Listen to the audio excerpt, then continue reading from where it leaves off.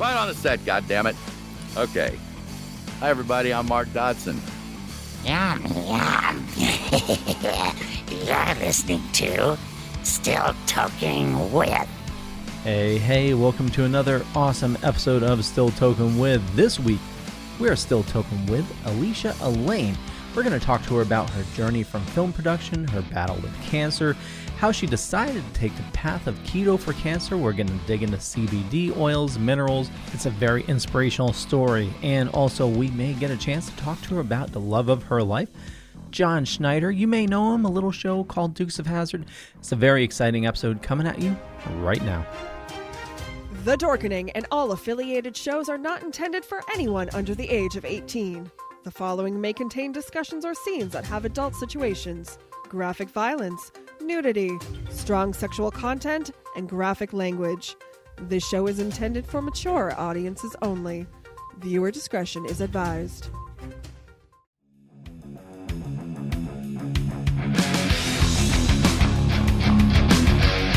But thank you all for joining us. Thank you. It's been a lot of fun.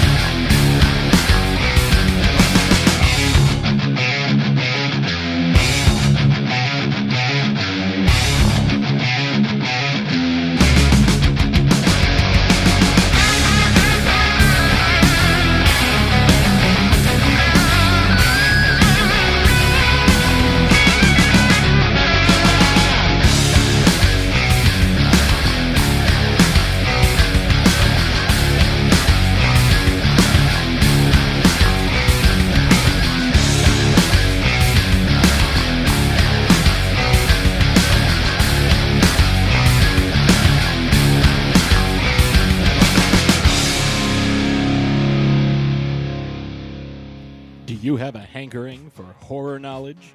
We have such sights to show you. Do you require raging retro reviews? Do you desire discussions with devastatingly dashing dorks? The Dorkening Podcast Network has nearly 30 shows to satisfy all of your nerdy, geeky, and dorky needs. From horror reviews and celebrity interviews. Hi, I'm Adam Green, the director of the Hatchet films and the star of Holliston. Hi, this is Dominic Pace, who played the bounty hunter Gecko from The Mandalorian. Hi, I'm Mike Price. I'm a writer on The Simpsons. I co-created F is for Family. Hi, guys. This is Dee Wallace from E.T. and Cujo. Hi, my name is Kurando Mitsutake, director of Gun Woman and Karate Kill. Hi, this is Samantha Newark, the voice of Jem and Jerica from the original Jem and the Holograms cartoon series. As well as nostalgic trips into the past, pop culture, the latest in entertainment news, and so much more. Featuring a variety of shows and hosts that will simultaneously enrage, enlighten, and entertain you.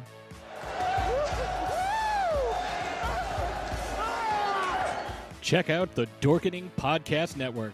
My mom says I'm cool. Available on iTunes, Spotify, thedorkening.com, and wherever fine podcasts can be found. Helps if I'm not on mute. Yeah, that works. Yeah, here we are. Welcome to Still Toking With, and we have awesome shows scheduled for you today. But as always, Benjamin, how's it going, my friend? It's going. How are you? Doing fine. Jeffrey. Hey. How's everybody doing out there? What's today? Today's March 10th, right? Something Is it March like 10th? Yes, Yeah, March Mario 10th. Day. Where Mario Day? Yeah. What the hell is that? March 10th. MAR10 is Mario. Oh, I'm not. I didn't know that. That's one of those geek nerd things, I guess. Yeah, apparently. Wow, okay. I did not know that.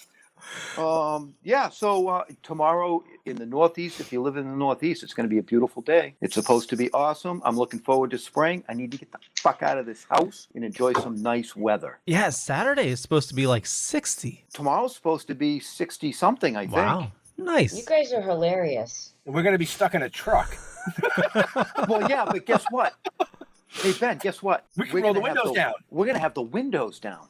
Oh, yeah. Do we have to wear our masks? If the windows are down? I'm just asking. What are you, fucking kidding me?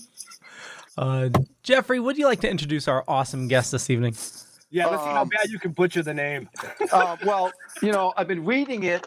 I wrote it down. I wrote it frontwards, backwards. Can you pronounce it, though?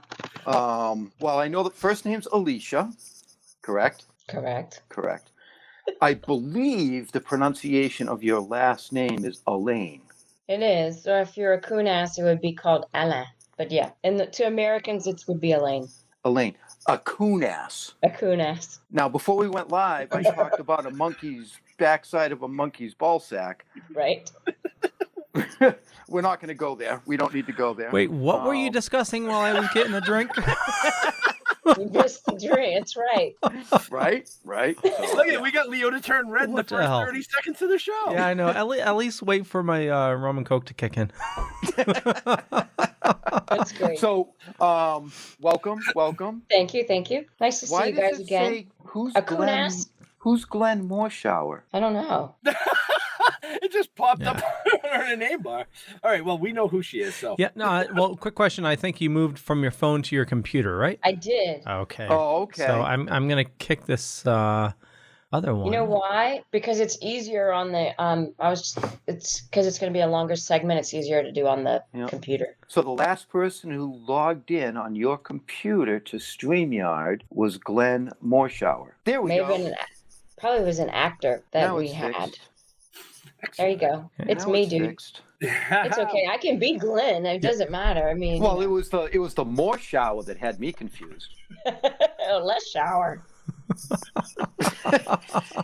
Sorry, I had to. You teed it up. I did it. Sorry. It's going to be one of those shows, folks. That's what I do. When is it not one of those shows? That's true.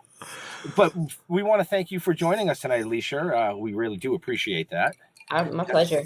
Taking time out of your super, super busy schedule, as we were talking about backstage. But let's kick off with learning a little bit about what you do as far as a production standpoint goes.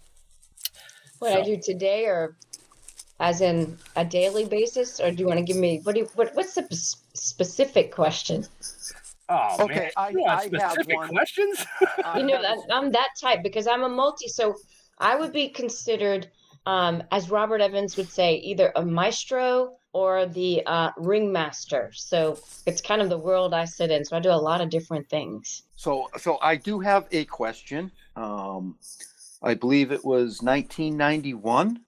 There was a film called Leather Jackets. Oh my God, yeah. Okay. I just want to know what jingled. What jingled? I did. I mean, I don't know why back then. I guess because I was like 18 or 19 starting in the business. So every time I get a hair job, because I start off hair and makeup. You said hair, right? Yeah, and I did both. I did hair and makeup. But they would always ask me to be in a movie. It was the funniest thing. So I did that film, and I was Jingles. And I had to kiss D.B. Sweeney at the time. And that was a whole lot of drama back then, too, because Fonda was dating the director, but having an affair with D.B. Sweeney. But I was Chris Penn's date, and I had to kiss D.B. Sweeney. All odd. It sounds like a Jerry Springer show. Right? And then I did another movie right after this, if you do a little bit of homework. The next movie I did, hi baby, I'm on a TV interview. Are you on an interview too? Hi. We're both interviewing. Tyler's over here. No. I'm on a one-person Zoom call. I'm on an interview too. Great. See ya. Bye. Do you know where Tyler is by any chance? In the camper. In the camper. Okay. I don't know how my screen got. So anyway, that was John Schneider. Well, there's your answer. John popped in, Leo. Cameo, he didn't even realize it. See? But after that, I did a movie. You have to look this one up. And this one was like, I was so excited. This is me like going on a squirrel. So we were at the Magic Castle Hotel because I would live in Louisiana and I would go and stay and I would rent a place back then. And I would stay by the month and I couldn't afford to stay at the Oakwood Apartments. I had to find something inexpensive. So I would stay at the Magic Castle Hotel, which is right there on Highland Road, where right down the street, Janis Joplin had shot herself. It was like these four little complexes that were famous. So this guy comes in, director, he's interviewing me to be a hairstylist, and he's reading this, looking at me, and he goes, "You got the job." He goes, "And I want you to play the part of Susan." And I'm like, wow, this acting thing is like pretty easy, man. And I'm like, yeah. Sure. So, and the name of the script, I was just excited to get a hair job. I was excited that I was working and I could pay my rent. And so I'm reading the script, and the script is called Caged Heat. Mm-hmm. So then I'm reading the script for the part of Susan, and I'm like, I'm so excited. I'm calling my mom and dad, checking in with them. I'm like, yes, I just got a part, and I got a hair and this and that. It's going to shoot in Oklahoma. And Dad goes, "Well, what's the part?" I said, "I don't know. It's called, my name's Susan in it. I don't know." So I'm reading the script, and I was like, oh, shit. So anyway, you should rent the movie. I had to kiss a woman named Scary Mary. Caged Heat. Yeah, no, I actually wrote that down. I said there was a one. And that was the same year in 1991. Isn't that? Look, I went back in the day. I went from movie to movie to movie. I had an agent.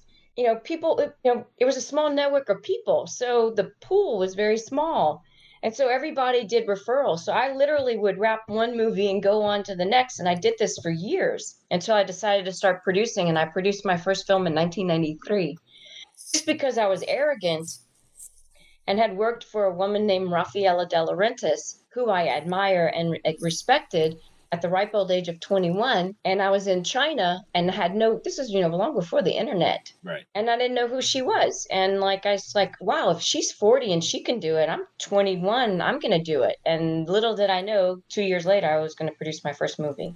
So, but it wasn't because it was given to me. It was because I worked my ass off. Well, that's it. You got to work your ass off. I'm still working my ass off. Right? Yeah. I'm enjoying it.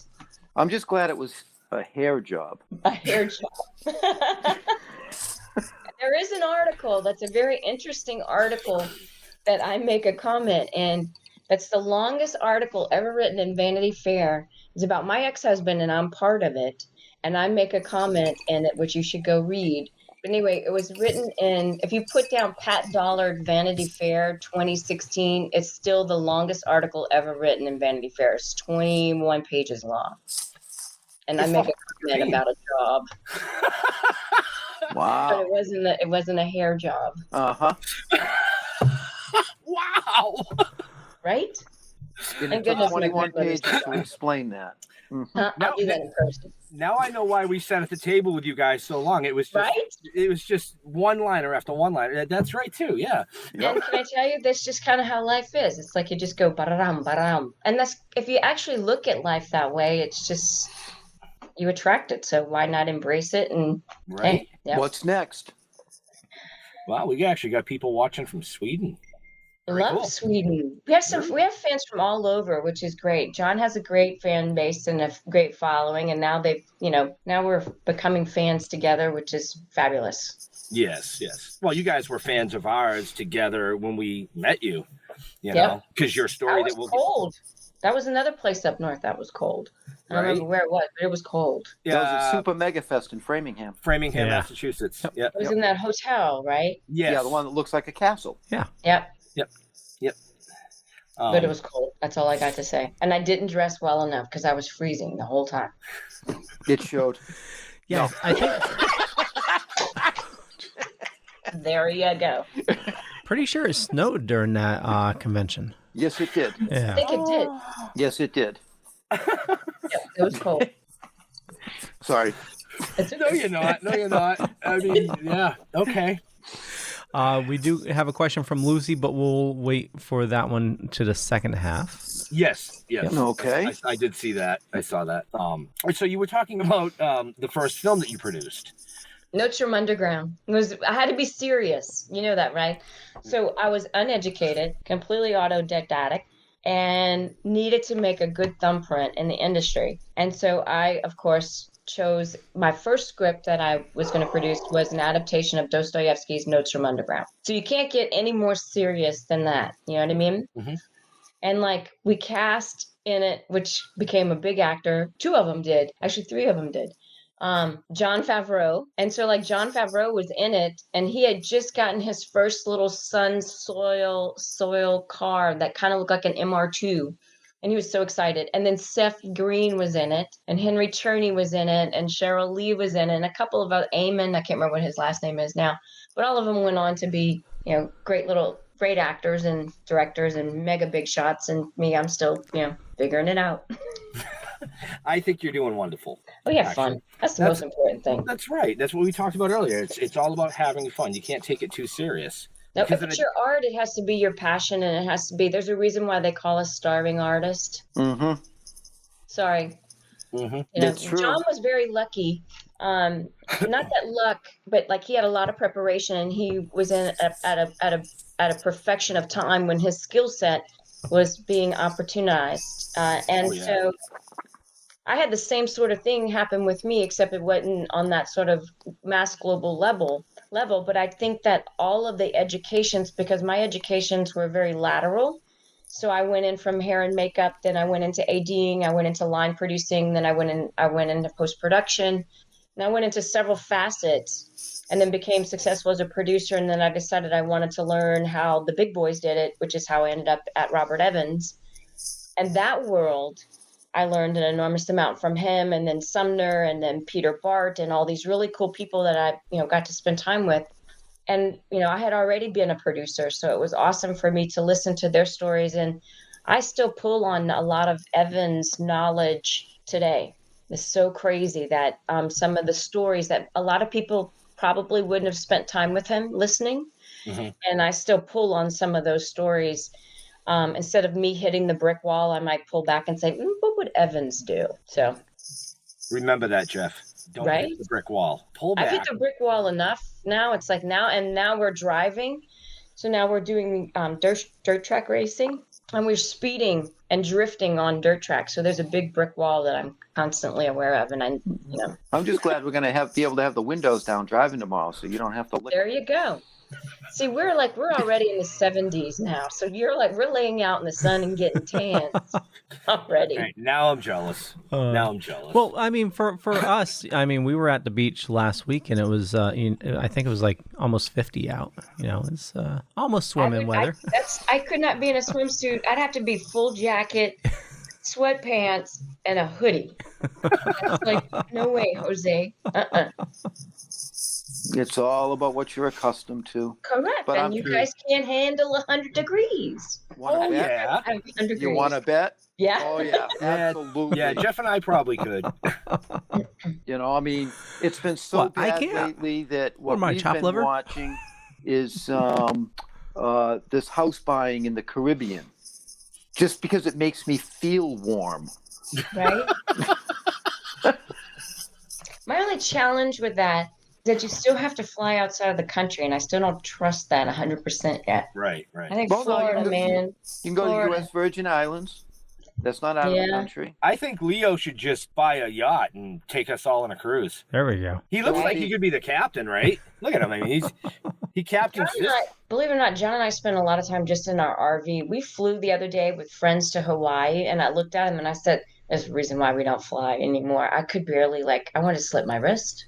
And there was nothing open in any of these, I don't know if you guys realized that, 5 years ago, the airports turned into shopping malls. Yes. The whole wild and cool and groovy thing. And then all of a sudden it's desolate and you can't even get a cup of coffee now. And I don't know how in the world. I just don't get it. Right. Well, that's why they make you be there 2 hours, 3 hours early. And then they cancel your freaking flight for no reason. They want you to hang around so you can shop at their mall. Yeah, but nothing was open. Everything was COVID scared. Right. That's a whole other diatribe for me. All right. It'd be a great place to shoot a movie, though. Horror movie, right? Yeah. A great horror movie. It's exactly. I could see. Yeah, I could see that. There'd be nothing there. What were you doing? Walking Dead. I mean, Night of the Walking Dead or whatever it was called back in the day. You film right when the red eye's coming in. You know, you got your zombies right there. Right. Yeah. Wow. Or if it be like that, what was that Stephen King movie with the plane? That was Langoliers. Langoliers, yes. Where they were actually like in a different time. Everything was stale. Oh yeah, they I'm more like a 1970s chick. I'm like Soylent Green kind of a chick. That we all eat people and we're all people in 1984. So I probably didn't do the Stephen King things as much. She got you on that one. Sorry. Yeah. Moving forward now, Jeffrey. There we go. You know, we can go back, creature double feature and all that kind of stuff. Right. I'd like to go forward though. Okay. I don't like going back. Why do I? No, but back? history's good to know. History. If you don't know history, then you're doomed to repeat it again. Right? That I agree with. Well, speaking of history, speaking of history, you revisited a classic, Smokey and the Bandit. That was an homage, yes. Yeah. Yes. What was great about doing that and Stand on It is what you're referring to. Yep. Is an homage to Smokey and the Bandit, but it also has nuggets of Dukes of Hazzard in there. Yeah. So if you're a Dukes of Hazzard fan and you are a complete fanatic, you know where the little nuggets are that John put them in there. And the next one is called Poker Run. And so Poker Run picks up where we left off in Stand on It, which is the homage to Smokey and the Bandit and the nuggets of Dukes of Hazzard. And we embrace a couple of other movies. In this new movie, we're embracing a movie called Rat Race. Oh, yeah. Yeah. It's a Mad, Mad World. Yeah. A little Wild, Wild West. And, of course, you got to have a little Cannonball Run in it. Wow. No, So that's the next one, right? That's the next one. But Stand on It is what we did, which was our homage to one of my man crushes. I think it was a lot of man crushes. Was Burt Reynolds. Also Jerry Reeve. Are you kidding me? I'm like, Jerry Reeve is man crush too. Yeah. We got that. You got that trailer queued up there, Leo? I do. Here we go. We bet that you can't drive to Austin, pick up 400 cases of Yeller Local, and have it all back here within 24 hours. That was a movie, and in the movie, it was 28 hours. Got yourself a deal. Violet, fill my thermos. Let's haul ass. Got the one and only Frosty that you know what here, Duke Boy. Come on, son. We're burning daylight. We got to get back, win the bet, collect the money. So stand on it, son. Teach you to run a red light in my town. He is very good. You are really bad. You know the back of his truck says ROY. The name is Roy and I like to drive. Get in, why don't you? Oh, you're cute. And you're young. You got something I want, and I'll chase you to hell and gone to get it back.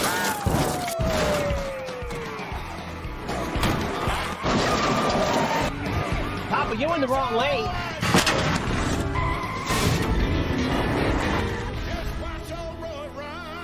What we're dealing with here is a total lack of respect for the law. I like to drive. You're driving me crazy, son.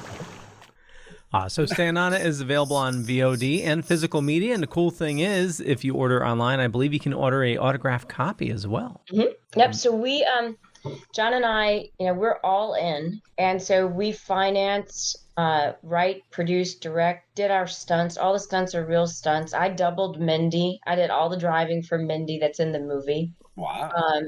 Yeah. So all like crazy stuff. I actually got to do a hop, which I loved. Oh, wow. I got to do like a little 4-foot hop. That's all John would let me do because I couldn't. We only had one car for the whole movie, right? So all those stunts, and then we actually jumped it at John's extravaganza, Bo's extravaganza, and James, I can't remember James's last name right now. Anyway, jumped the Tickfaw River, and that's actually was the inspiration I think behind us doing the movie. I text our parish president, and we're parishes in Louisiana still. We're still in the Napoleonic Code, thank God. So So anyway, I texted him. I said, hey, is there anything illegal? Because I have to check because I do a lot of things on the property. And I'm like, is this illegal? So anyway, I texted him. I said, hey, is it illegal for me to jump a car from one side of the river to the other side of the river? We own both sides. Because I didn't know if there was a thing. Because sometimes I get in trouble for stuff. And I'm like, so anyway, he goes, no, there's no law against that. I was like, great. And he texted me back. He goes, why are you asking? I said, because we're going to do it at the next festival, which is going to be in the next movie. You got a problem with that? And he's like, nope. So we did it. We jumped it 150 feet. Wow. And then the car still ran. Wow. And we're using it in the next movie. How crazy is that? One car. And who actually jumped the car? James, and I can't right now for the life. And he's going to kill me. I can't remember his name. But John's stunt double back in the day, one of his stunt doubles, but one of his dearest best friends, Jack Gill, was James Smith. Sorry, there you go, James Smith. There you go. But How Jack could you Gill, forget Smith? Smith is like such a basic name. You know how many people we have in our life sometimes, and my brain is older. Oh, I hear that. Sorry. But Jack Gill doubled John and did all those great stunts. And Jack comes down and helps us every year with the festival. And we love Jack Gill. And he's married to a beautiful woman named Morgan Brittany. And she's still as stunning as ever. And we all grew up watching her. So anyway, that's a little history tidbit thing. But we do fun. We have a good time. We're a bunch of rednecks. Redneck is good. I don't mind that. Good time, yeah. Redneck is good. I told you also I'm a coon ass, so that's a big difference. You have to Google that one. Coon ass. Coon ass. It's a southern thing. Google it. I will. Yep, sorry. Because I'm curious. Yep. And he will too. He will too. I will. Because there's a joke. It'll be the next segment. We'll do another segment just on that. You know, just exactly. There's a joke in there somewhere, kind of like furry monkey balls. Oh, Jesus. So, yeah. Hey, Leo. Yeah. Leo, do we have a commercial to play? We do. Do you want me to play the teaser as well? Yes. Okay, sounds good. So as always, the Dorkening Podcast Network, we have an awesome sponsor, Deadly Grounds Coffee. They make the best coffee you'll ever have. Little mom and pop shop right here in Connecticut. But you know what? They rock. I've actually had their coffee. Oh, nice. Yeah, they do all the conventions. It's amazing coffee. We met them several years ago, and I loved their coffee. I actually used to have it shipped, and then something happened, a flood, or I don't know what happened, but it rocks. It's great beans. Totally. Yeah, I love it. That's why they became a sponsor, because I was buying so much coffee from them. But well, here's a zombie talking about coffee. Everyone thinks because you're a zombie, you don't know good coffee. Well, they're wrong. There's only one brew that gets my seal of approval. Deadly Grounds coffee is my guilty pleasure. The aroma is so intoxicating. It brings all of my neighbors out of the woodwork. Deadly Grounds coffee. Coffee to die for and zombie approved. It's good to get a little deadly. Use the front door! Oh, they're so disgusting. So head on over to getdeadly.com. There's information and show notes down below or above. And also Ben and Jeff are working on something that's totally awesome. Take a look. Well, they have...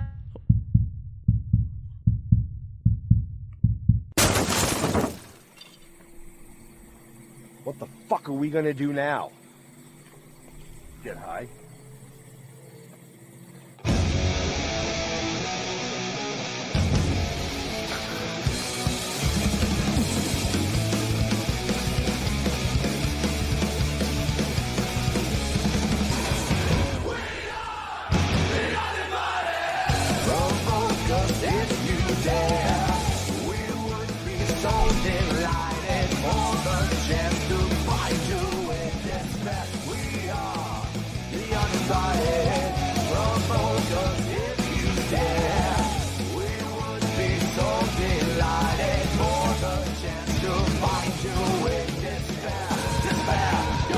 It was more fun that way.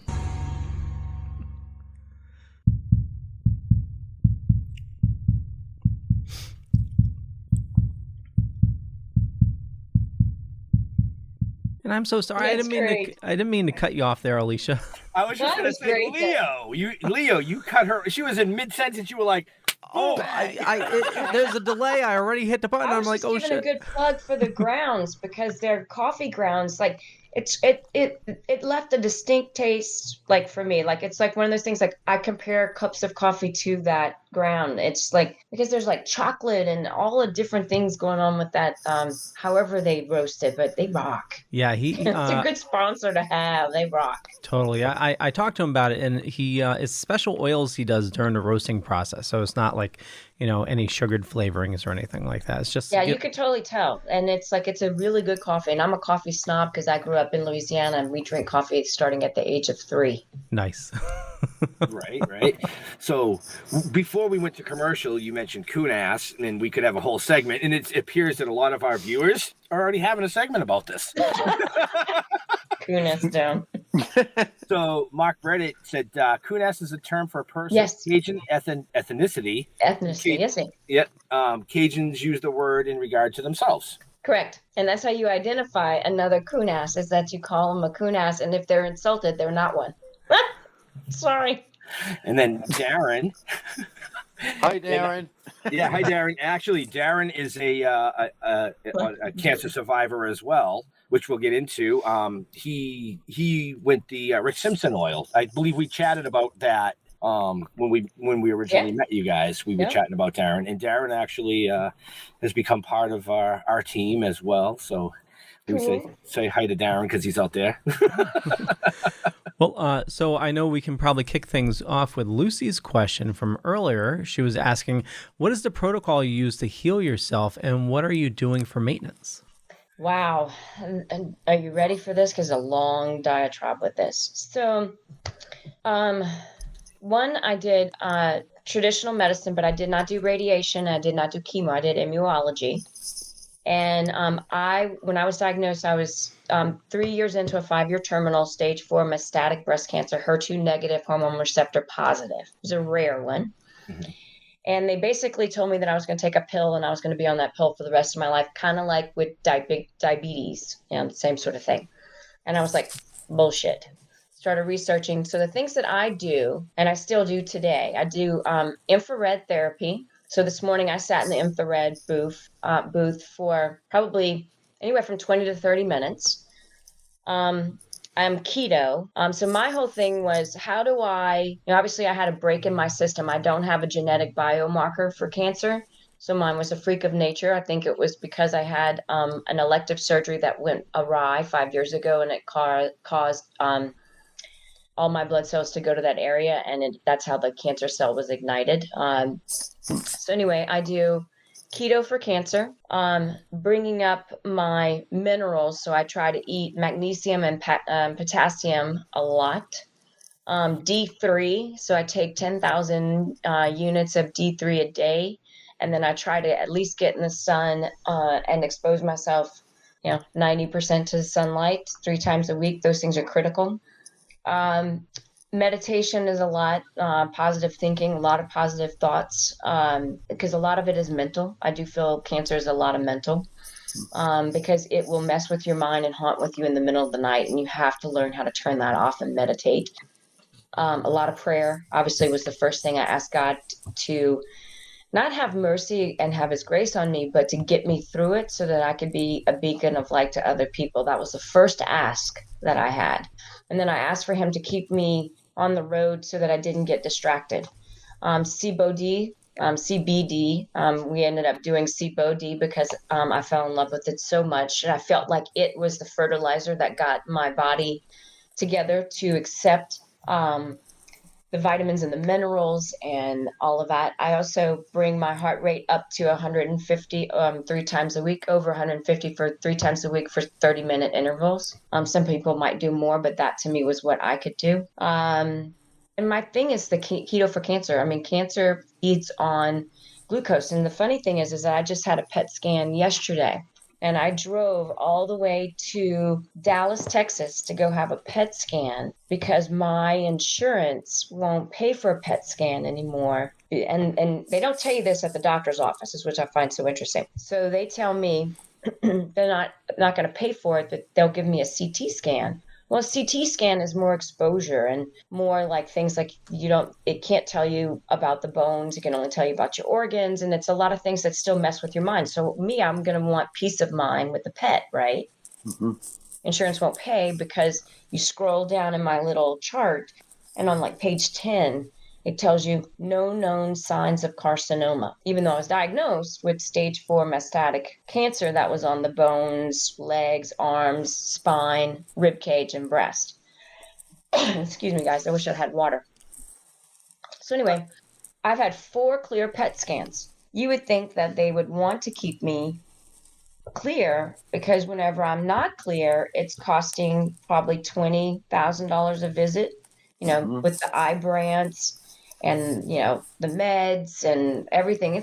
It's a big expensive maintenance thing. You'd think that, oh, well, if she has no known shown signs of cancer, why wouldn't they pay for a PET scan, right? So you would think that would be preventative. And a PET scan costs anywhere from $5,000 to $6,000. So I found a friend of a friend, and they were a complete blessing to me. And I went out of pocket yesterday, and I drove all the way to Dallas to take a PET. And I get my results. The only thing is that it's a little slower process than me getting it immediately. But I think eating is a critical thing. I've also done the weird things, like completely have trust. Let's see. Let's be realistic. You're 3 years into a 5-year terminal cancer, so why not roll some dice, right? So I read like crazy. I did Panicure. I don't know if you guys have heard about that. Panicure, Google it. It's kind of like Kunas. Panicure is something that they do for dogs. And I was like, and they were like, well, you do 1 packet. So I'm reading about Panicure, and I'm reading all the research on it. And, my grandfather, when I was a kid, went to the veterinarian because they couldn't afford doctors. He was a Depression era kid. So they went, because they had farm animals, the vet diagnosed them for their stuff, so I grew up in that world. Right. And so I read about this thing called Panicure. Well, they do it for dogs as a dewormer. And I'm like, well, and they said it does for cats. I'm like, what the hell? It can't kill me. I already got a death sentence. So I did that. And they said, well, only do 1 packet. And I'm reading about it. And I'm like, well, if you're a 150-pound dog, you got to do 3 packets. Well, at the time I was 150 pounds. So I did 3 packets. And I still intermittently do Panicure, even though I have clear PET scan and I've been off the medicine now for over a year. I still do occasionally my Panicure. I really am intuitive with my body. Mm-hmm. And so if my gut tells me I need to do it, then I do it. And John says I pee in the yard and I don't have fleas. So. Well, okay. Right? But I'm going to say something. You said that you wish you had some water. Yeah. That's okay. I'm good. You have your phone. I got it. You have your phone. Text John and say, I need water, please. John's at mom and dad's house. I got my dad on keto. So they're actually having keto hamburgers. And as soon as I'm done, I'll go and have a glass of vodka. I switched, I still drink, but I only have vodka. It's the cleanest one. All the other stuff I give away. All right. I'm trying to straighten it and get this all straight in my head. All right. We were talking about coon ass. Okay. Keto. And then Panicure. Yeah, and then you brought in vets. And vodka. Hold on. Then there's this other thing that I did. That's it's an extreme amino acid. And I think it was called Extremoplex. I might even have a bottle somewhere. But anyway, it was expensive, but it smelled like urine. And I spoke to the guy that made it. I got, it's great that we're like in the world that we're in, because John and I connect quickly with people. So it's like 1 degree of separation for us instead of 6. So I met the scientist that created this Extremoplex, and I was like, gosh, send me a bottle of it. I'll try it. And it's one of those things that, what my goal is to figure out where the break in the DNA went, and then how could I strengthen it. And then now my job is to keep it strong and not allow myself to go back to where I was. And I do that through diet and through amino acids and vitamins. And occasionally I take the Panicure. It ain't going to hurt, right? Okay. And I do my SIBO-D. And actually we have our brand SIBO-D, and then the same brand that represents us launched one for Winona Ryder. And I actually endorsed hers now too, just because if you don't like ours, go try the other one. Hers is lavender and mint. I mean, you can't go wrong with that. So if you don't like ours, it's apple pie moonshine. Sometimes people don't like to rub apple pie moonshine. To me, it didn't make a shit. So ours, I do it orally and topically. Wow.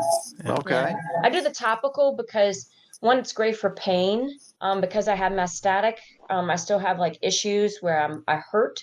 And then also because it was breast cancer, so I live by this stuff. If it came in big old tubs, I'd use it all the time. Now, do you use a salve or do you use like a roll-on kind of a thing? It's a salve. So that's Winona. This is Winona's, and it's a. I wish I had ours with us, but this one's hers, and I use that, and then I use the oral. Okay. Okay.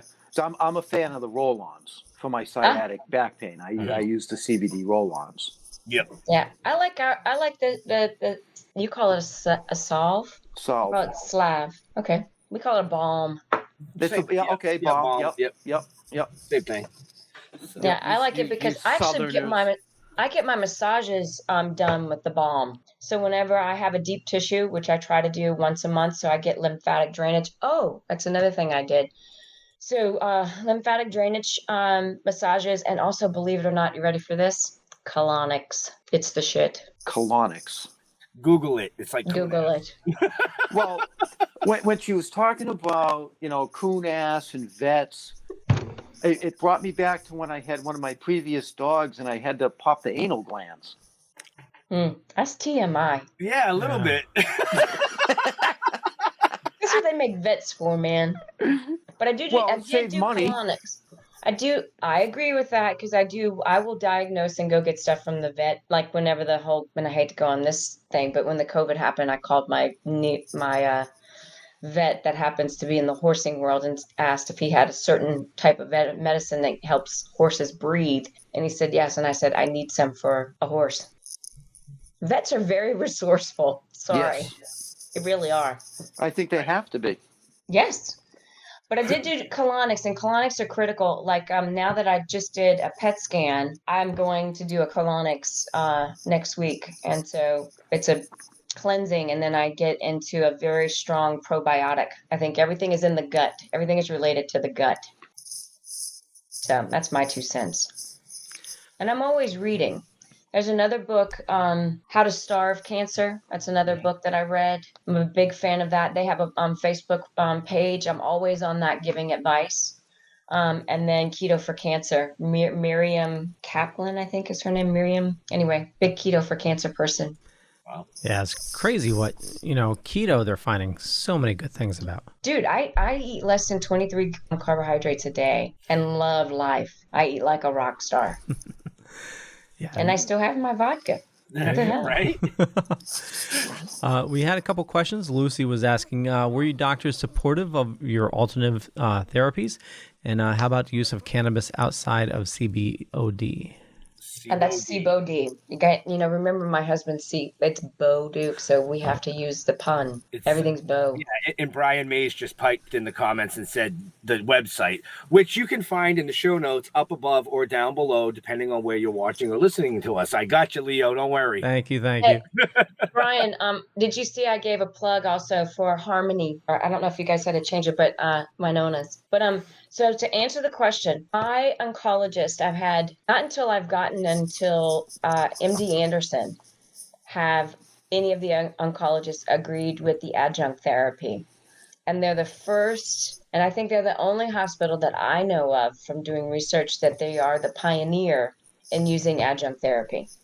And I think that my doctor is Dr. and is a fabulous man, and he uses Western and Eastern philosophies. I also did acupuncture too.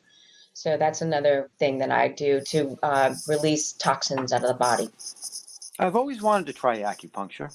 I love it. I'll stab you with a bunch of needles. Right? Yeah, I bet you would. I love it. It's actually addictive. So would my wife.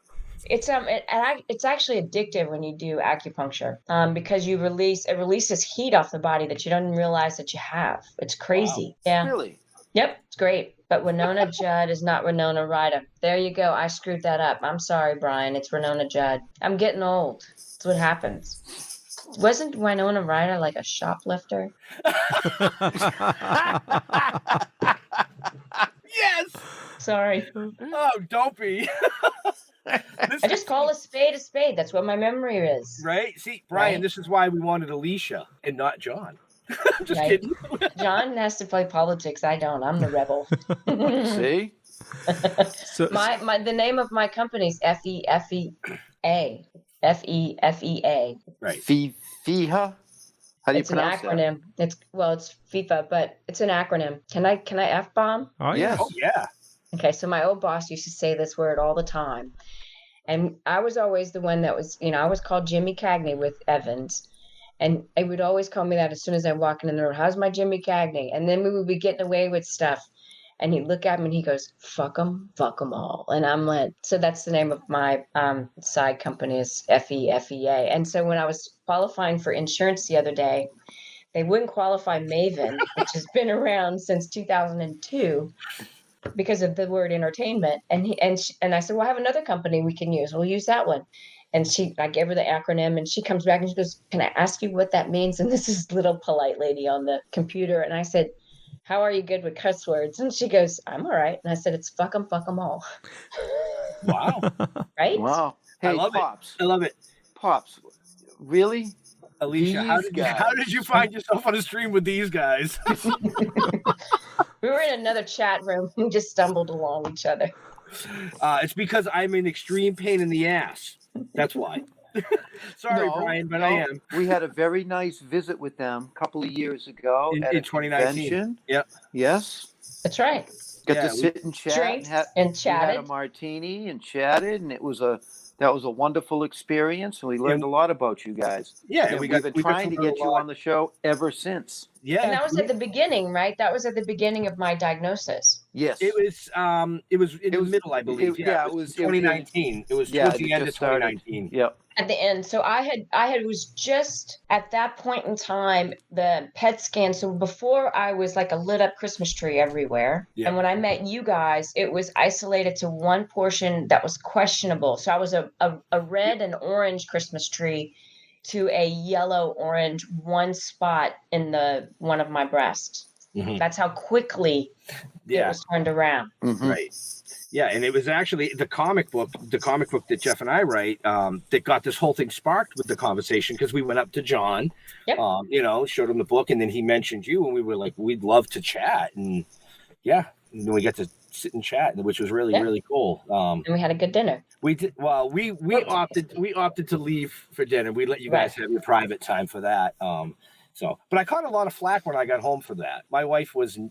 Really? I'm like, sorry. Should have come and hung out at work. Right. And my wife was like, who? She's obviously young. No, she's actually a little older than I am. Yeah. That was joking. But she Then what was she? Reclusive? Because the show is international. Yes. She knows the show, but she doesn't know actor names. Yeah. So that makes sense. It meant nothing until I said the show. Right. And then she goes, I had him on I went to school with him. He was on my wall. Was that? Maybe. Sorry, guys. I mean, you got to have fun, right? Absolutely. But there were a couple more questions in here. So, Leah, let's pull those out. Yep. Lucy wanted to know, how did you discover your cancer to begin with? I had a botched surgery. That was a breast surgery. And in 2015, and was still under care from the plastic surgeon. And then something appeared on my skin that was atypical. And that was what prompted me to go to the dermatologist. And that's how I was diagnosed. Wow. And it was rampant at that point in time. And I was like, there's no way I'm 3 years into a 5-year terminal cancer. I mean, I feel bad, but I wasn't like, now I feel like a rock star. Back then, I didn't realize. I look at pictures and I was like, yeah, sick. I didn't realize. I mean, you could see it in my face. I was a lot of fluid. Right. So, that was that. So, there was one even further back than that, Leo, from the same person. She asked, you really do colonics. Was that before you were clear or as part of your maintenance? Actually, believe it or not, I did colonics before I was diagnosed with cancer. I just didn't do it as much. I knew something was going on with my body. And, being from LA, that part of LA, it's just one of those hippie things that you would go do. Now it's part of my like maintenance. And for me, my opinion is that if you are on chemo or you're doing extreme stuff, you have to get it out of your guts. And colonics to me is the easiest way to do that. And it's also the safest way, especially if you have somebody that really knows what they're a good technician, and then go back with it with probiotics. So yeah, that's a big one for me. And the CBD is like, CBD or CBD oil, obviously I love ours, but huge thing for us. Huge thing. I think I was doing it when I was at the height of my cancer. I was doing my dropper 3 times a day. Now I do it mostly in the evening. Right. But when I was full on like this, 3 times a day. Okay. And I use mine in the morning. Yeah, I looked at it as that I was trying to get my body to absorb as much as I could. And I felt like the CBD was keeping me level enough to where I was taking in a lot of stuff, not only meditation, but vitamins and minerals. I felt like it was something that was keeping my ground fertilized. Mm-hmm. So it's, enough for us to get passionate and get involved with the brand. Right. So that's how much I loved it. Yeah, and believe in it. And I have my mom on it. I have everybody. And now we have the rub. Yeah, Jeff and I both are on a CBD regimen. I think we talked about that as well when we met.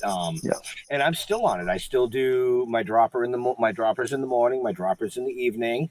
I feel great. And running down the bottom of the screen right now. I love that. That's great. We have the John Schneider CBD.com and the Monona CBD.com, because in the comments, the awesome Brian Mays just put in a promo code. So if you use promo code Toking, you'll save. What? I didn't know if he wanted that public or not. He said just for you guys. No. Oh, go for it. What the hell? He put that in the public chat. Okay. That wasn't a message.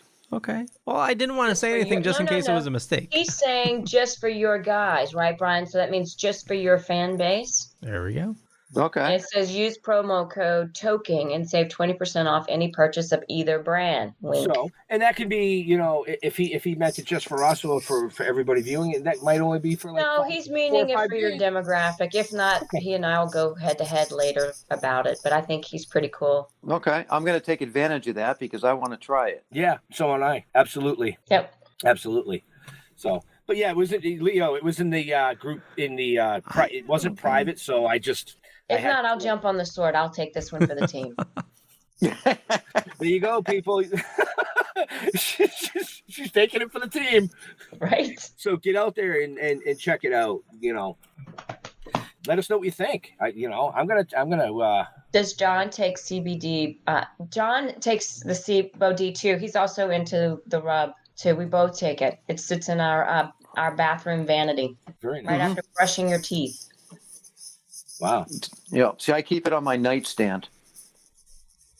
Yeah. Do you guys let it? I let mine sit for a little while under my tongue. Yes. Oh, absolutely. Yep. Yeah. I try to let it dissolve as much as I can before I swallow. Yeah. I usually go about two minutes. Yeah. Your choice to forgo radiation and chemo, was that obviously the right choice? Okay. Yes. And I'm going to share this with you. I feel like, and this is my opinion, I feel like the machine is constantly trying to pull you back into it. And because I've gone to so many different oncologists, there is no magic wand. So educate yourself, read as much as you can, get in chat groups, because I can tell you all of us are trying different things and all of us are sharing things. I just happened to find what worked for me. But for me, I run like a perfect example. The woman that gave me the deal on getting the PET scan is also an oncologist and breast oncologist. And she said, well, now that you don't have cancer, you should cut your breast off. And I went, no. And the reason why is that if I was diagnosed with breast cancer, wouldn't that be the first place it would show up again? So why would I cut something off and then I'd have to wonder where it's at in my body? We already know it was metastatic, right? Mm-hmm. We already know it went all over. Mm-hmm. So if it's not indicated, and if the last place they saw it was in the one breast and now it's no longer there, wouldn't you bet more that it would show up then there? I'm not a doctor, but for me, I'm like, I don't know. I think I'd like to hold on to what I have. Plus, why would you open me back up and risk angiogenesis happening? That's the word I couldn't think of before. So angiogenesis is whenever the body goes into shock and it sends an enormous amount of blood cells to an area. And my problem is that I had 2 holes from a botched surgery that the body wouldn't heal. So the blood was going in that area. And I think that's how I got it. That's my belief system. So why would I expose myself to making myself have an unnecessary surgery? Right. Wow. So that's mine, but that's me. And I read a lot.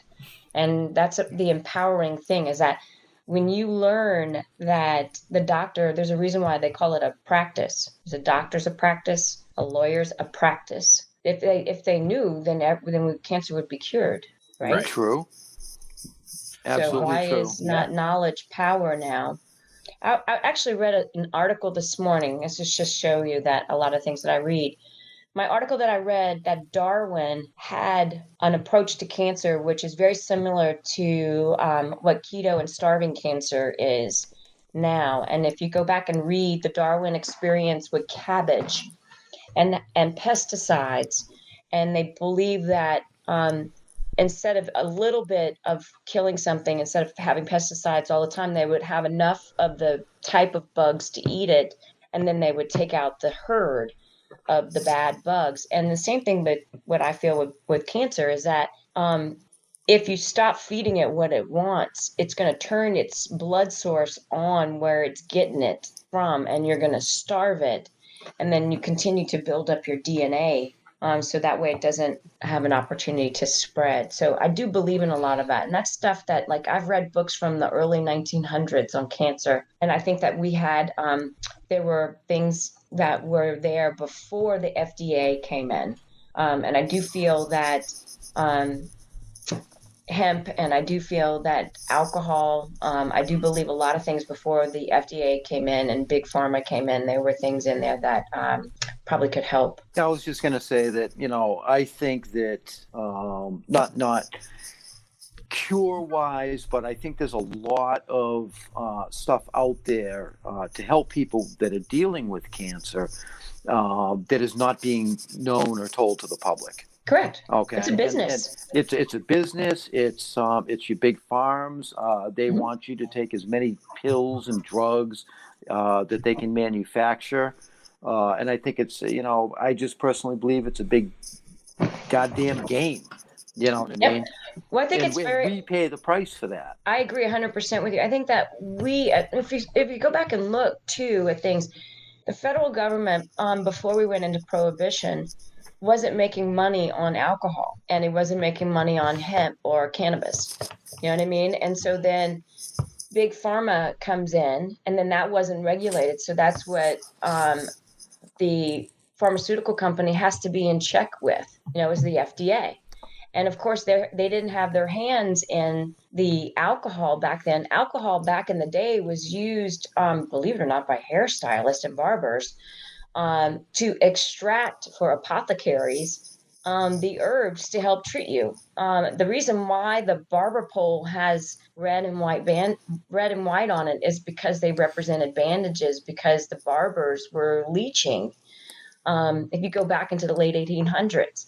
And I think it's real interesting that, alcohol was something that our government didn't have its hands in, and apothecaries had to start withering on the vine. So then we got into chemicals, and then we had to have pharmaceuticals. And then, of course, the check and balance was the FDA. Mm-hmm. And as long as those two were making money, everybody was happy, and yet the people, we haven't raised the standard of care since, in my opinion, since the 1940s, 1950s. Standard of care has not been raised.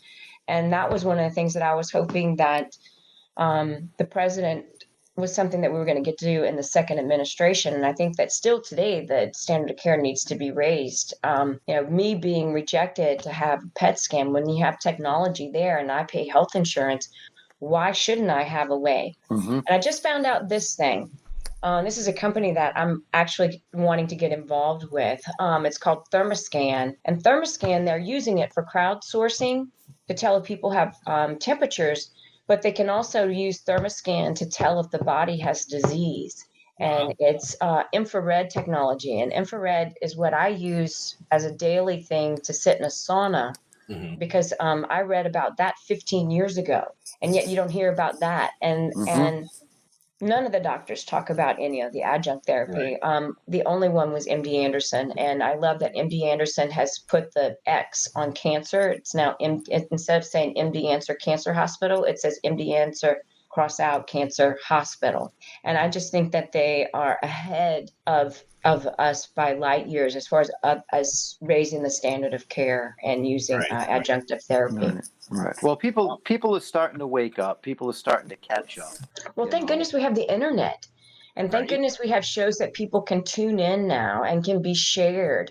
And there's search engine words that can click in. Yeah, but even that in today's world is starting to be monitored and shut down. True, but you have to get smart. My biggest thing, and I'll say this going through the pandemic and the election, and we were one of the pages that did not get shut down, and we are definitely rebels, is that if you realize it's a tool, then use the tool by its rules. And that's what Evans used to always tell me, is that know the rules going in and then use the rules for your advantage. And I think that being smart is the way to do things. So the search engines, you can use it for a way. So I do think that it's proactive. You just have to be very smart. Right.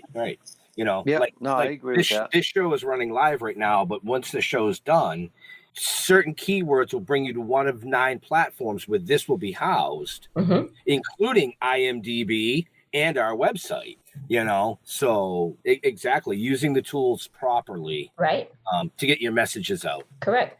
You know, Lucy's asking, how long will you need to continue to get PET scans? Well, honestly, right now I'm going to do it yearly, depending on how this PET comes out. And I feel like my PET's going to be clear. I'll do it yearly, but the more I'm researching this thermal company, I may switch over to that. And I'm going to, my next phone call will be in the next couple of days, is the owner from that company. And I wanted him to do a full body scan on me just after I got a PET.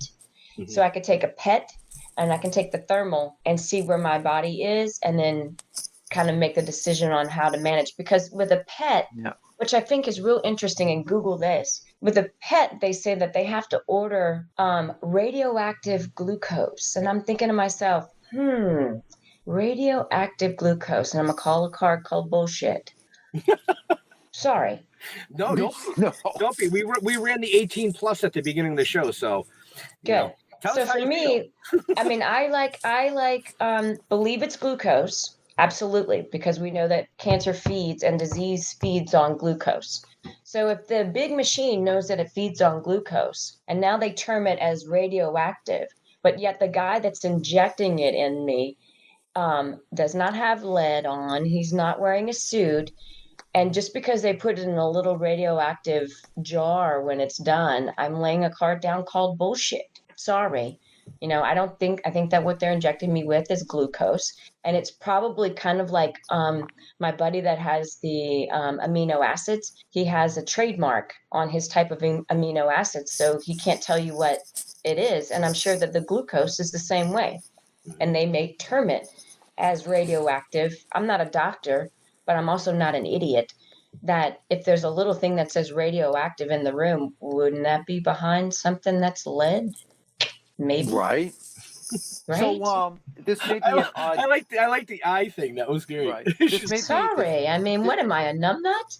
This might be an odd question, but what do you think of dogs as far as cancer sniffing and disease sniffing and being able to detect that kind of abnormality in a human body? I think that dogs are very intuitive. And I think if it's a dog that's trained for something like that, just like you have a dog that's trained for picking up on drugs and stuff like that, I think that a dog could pick up on something because they're going to pick up on an activity of body functioning harder. Like you can look at pictures of me before and you could tell that I was sick. Now I look back at it and I'm like, oh yeah, I can totally see I was bloated.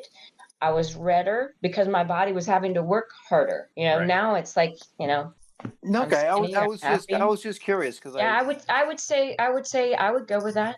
Because I saw a thing and then I had to look it up. But they're talking about using dogs to sniff COVID. Oh, I'm gonna let Carr call bullshit on that one too, but that's me in my opinion. You did that. That was a perfect setup on that one, Jeff. I like that. See that? You like that? Yeah, I do. Sorry, and I do believe the COVID, but no, sorry. And I've had a lot of friends that have passed away, but I'm also no. Yeah, see how I worked right into that one? Yeah. Sorry. He just wanted you to throw another card on bullshit. Yep. Look, Absolutely. that I am definitely that person. Mm-hmm. And I might get beat up for things like that. But for me, I can only speak from my experience and my belief system. There's also a reason why I choose not to take, and if we want to go down that rabbit hole, not to take the vaccine. Right. That's my choice. Right. Just like I choose not to continue to take medicine that I don't need, even though Big Pharma said I needed to take it because I was diagnosed a certain way, even though the PET scan says there's nothing there. And this is what the scare tactic was. This is the funny thing. Oh, well, if we tell you have 10 million cancer cells and I could cure 90% of them to have 1 million cancer cells. And at first that scared the shit out of me. Mm-hmm. And then I started doing the math and I was like, aren't we born with cancer? So if you can clear, I think he said 99%. He said, so if I can clear 99% of your cancer, would you risk the other million cells if you had 10 million? And I said, at that time, I said no. Now knowing from 2019 to 2021, hell to the yeah, would I risk it? I risk it every day. Right. And I eat right.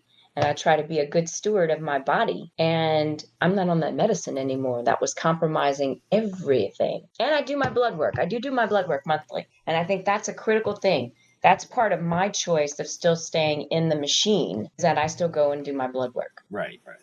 No, every time I go to the doctor, they can't figure out what the fuck is wrong with me. That's a mental thing. Yeah. I don't think anybody will ever have that answer, Jeff. You stepped right up there, and I.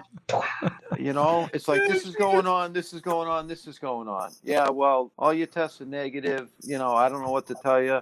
You might want to see this specialist, and it's like, you know what? Go fuck yourself. Yep, don't get sucked into the machine unless you have like a broken bone or really something serious. Diet is a lot to it, and what you put in. Remember, there's that simple thing: you are what you eat. Right? There's a lot of little things that we learned as a young kid that we've somehow forgotten. Mm-hmm. I also try not to eat hormone-based foods. I really do try to eat clean as much as I can. Try really hard to stay away from hormone-based. I eat cheese and stuff like that, but that's it morphs. I don't drink milk. I drink half and half, and I drink whipping cream. So, but wait a minute. You don't drink milk. You drink half and half. Yeah. So half and half doesn't turn into sugar. Neither does whipping cream. Really? But milk turns into sugar because it's been homogenized. And the body breaks it down differently. So drinking milk is just like drinking sugar. So you may as well just drink condensed milk. It's better. Now, what about like low fat or skim milk? Nope. Really? Half and half. She told you like it is. It's half and half. Half and half. Actually, whipping cream's the first, and then half and half. So when I eat my cereal, which is keto, and when I tell you I eat the best, I even have cookies. I have all kinds of great things. But I have half and half. I eat half and half. I have my cappuccino with half and half. So I can have half and half with my Cheerios. Yes. Not Cheerios though. They are not keto Not Cheerios. It's got to be. I can send you tons of stuff. So Catalina Crunch. I was just about to mention that. Yeah. Yeah, that's a great go-to. There's also another one that tastes just like Trix, and I can't remember the name of it right now. But I have a ton of foods that I eat. If y'all even wanted to do one day of like what Alicia eats, and I'll put a whole table together and like do a whole hour segment on all the great things. I would love that. I would absolutely love that. We definitely should. We should do that. You know what I mean? Yeah. Because there's a lot of stuff that like trial and error, and then you could have people ask questions. Because trust me, I've eaten it. I have tried, I have ordered, I have done, and I can give you a thumbs up and a thumbs down. There's a lot of stuff I've eaten. Leo, that'd be a great show because you do keto as well. Yep. You know? Yep, I'm down with doing that. I'd have to have a little bit of prep time. I would have to do it like, after extravaganza and like, let's prep it. And that would be a critical thing because for me, it's not about just cancer. It's about diabetes. It's about disease. And it's really getting your body in check. And we've forgotten how to eat. And I stopped the other day. I got a big old slab of smoked pork that I'm going to cut into my bacon. And I'm having bacon and eggs tomorrow morning with my keto bread, my Dave's 1 gram sugar bread that I love, eat a sandwich with every day. Today I had, John and our snack today was, we ate Dave's bread with egg salad. So I ate egg salad. I mean, how cool is that? Right? That's keto, man. Yeah. And then tonight I'm going to eat hamburgers with mom and dad. And we're doing keto hamburgers, which are real ground meat hamburgers. If we ever let you get off, right? Right. No, that definitely sounds like a great show. I have your contact info. Do you want me to go through Brian for that, or do you want me to contact you for that show? Yeah, you can do that. What about tequila or red wine? Step away from the wine. One, I'll give you this insight. Yes, we can do that through Brian, or you can just text me. It doesn't matter. Okay. I'm going to give this to you guys, and this is one thing I want you to think about. Wine today is not what wine was back in the day. Wine today has sugar added to it. Mm-hmm. And unless you're drinking a bottle that's a $50 or $60 or $100 bottle of wine, 10 to 1, it has sugar added to it. The body still breaks it down as it was sugar. So you want to drink cleaner alcohol. And I try to stay away from potato-based alcohol and anything that's a sugar-based alcohol. So I drink a vodka. So I drink a wheat, which is usually a Russian style. Excuse me, a Russian style vodka. But tequila would be my second choice because the body doesn't break it down. So vodka's your first, and then tequila would be your second. But make sure it's a really high-grade one. Where does whiskey sit? Whiskey does break down into a sugar too, but you're better to drink it straight and with nothing, like just on the rocks. Okay, me and Bill are good then, Ben. Yeah, you guys but blended whiskeys you have to watch. And rum, a high-end rum is great, but rum, as it gets diluted or as things get blended, they add sugar to it. So your flavored whiskeys, negative. Right. Flavored vodkas, negative. You have to drink the pure thing. Own up, man. Be a cowboy. Get up there. Look, I like when I go to the bar and they ask me, what do you drink? I'm like, I like a double Belvedere on the rocks short on ice. And they're like, you want a lime? I said, why would I mess up the vodka? The vodka tastes good. Why do you want to mess anything up with? Right. Now, see, I'm a vodka fan. I'm a martini fan. Yeah, and I do like a skanky martini, though. Skanky? I was waiting. Just took you a minute. And then I tell the bartender, they're like, skanky? What's skanky? And I'm like, you ever seen the Mississippi River? That's what skanky is. Vodka straight up on the rocks. Vodka on the rocks is what I typically drink, short, double. Sometimes I'll mix a little fruit juice. No, that's bad. Juice because it's sugar. My God, you got to get reschooled. You know what? I think you need to give him an education before. Me? I want you to school me. There are some Facebook pages out there that I'm part of that I love chatting with keto and cancer and stuff like that and trying to be a mentor. Yeah. Walk away from the sugar. Okay. Run. I can promise you this. Whatever you're eating, sugar feeds on. Okay, I'll give you this tidbit. So 100 years ago, guess how much an average person, not obese, an average person ate in sugar a year? Take a guess. How many pounds? 2.3. 5 pounds. I was halfway there. Right? But nearly there. But no, it doesn't count. Only in atom bombs and horseshoes. So anyway. So anyway, 5 pounds a year is what an average person ate 100 years later, guess what an average non-obese person eats a year? I'm going to say probably about 30 or 40. Anybody else? 70. No, I'm not even. No, I see how you're whipping on those two. I'm gonna be no. Remember the show The Price is Right? Leo, you're only halfway there. It's 150 pounds. That's really? 150 pounds of sugar that an average person eats today, and that's the problem. Okay, now here's a question for you. My battery's almost dead. But here's a question. That means his dinner's done. No, I'm at 8%. No, it means your dinner's done. Well, yeah, probably. Spit it out, Jeffrey. So you didn't say, no fruit juice, like the vodka with the fruit juice. Okay. Yeah, now, what about real fruit?